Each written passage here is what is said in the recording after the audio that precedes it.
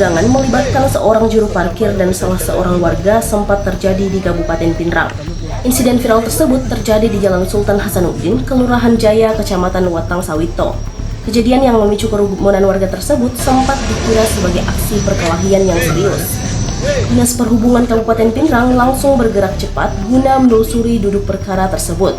Kepala Dishub Pinrang, Bahtiar, memberikan klarifikasi resmi mengenai peristiwa yang sempat viral itu. Bahtiar menegaskan bahwa insiden tersebut bukanlah perkelahian fisik atau aksi baku hantam. Menurutnya, informasi tersebut diperoleh setelah dirinya memanggil pihak pengawas parkir ke kantor. Berdasarkan laporan pengawas, perselisihan bermula dari masalah yang dinilai sangat sepele sekali. Masalah tersebut dipicu oleh sebuah korek api gas yang terjatuh di jalanan. Korek api itu terjatuh tepat di tengah sepeda motor milik salah seorang warga. Tidak lama kemudian, seorang warga yang melintas berniat untuk mengambil korek api tersebut. Melihat tindakan itu, sang juru parkir yang bertugas langsung refleks memberikan teguran. Jubir tersebut meminta agar warga tersebut tidak sembarangan menyentuh korek api itu. Alasannya, sang jubir khawatir pemilik asli korek api akan datang untuk mencarinya. Warga yang ditegur ternyata langsung merasa tersinggung dengan ucapan tegas dari sang jubir.